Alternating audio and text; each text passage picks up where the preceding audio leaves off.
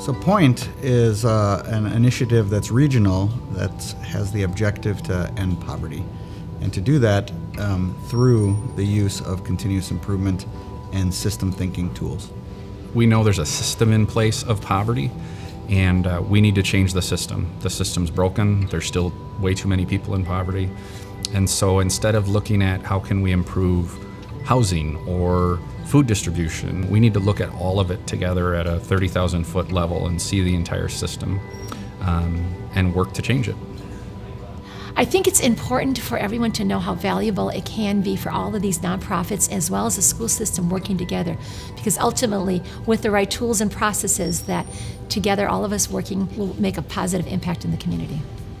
When students come into our classrooms, if they don't have their basic needs met, if they're in need of food or shelter or clothing or that emotional stimulation, they're not ready to learn. And so as a teacher and as somebody who works with a lot of students who live in poverty, I think it makes a lot of sense that we have to help students get to that basic level of comfort before they're ready to move forward and learn the concepts that we need them to learn in schools.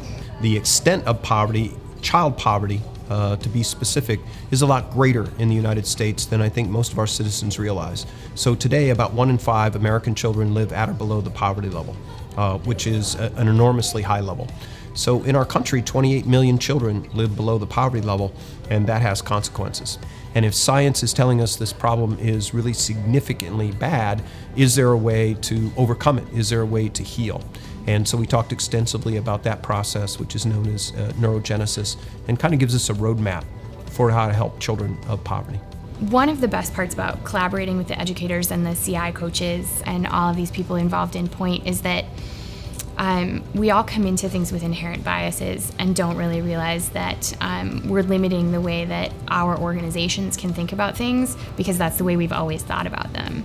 So being able to collaborate with other organizations who are doing similar work or different work than the work that you're doing is really kind of eye-opening, and it really helps you to look at problems from different directions. I think it's fantastic. I think from educators' point of view, to see the impact that they have with working with children in our area, I think that's the biggest key we're going to see from an education standpoint. But be able to work with the families and help out the families and bring the resources together for the kids is pretty impressive. Collaborating with educators is one of the most important things we can do. We know that they see the children and families that we serve in the Housing Action Group every day during the school year, and a lot of times in the summertime too. So they may know the struggles that the families are having in a different way than we do. They may be able to reach parents and children in a different and more meaningful way sometimes. So I think that partnership is crucial to success and stability of families, especially since, maybe after they don't need crisis intervention anymore, the teachers are still going to be with them for years to come. The need is being met here for collaboration among all the different groups that serve children, from the schools to social services, to political groups, to community organizations, and that's very hard to do.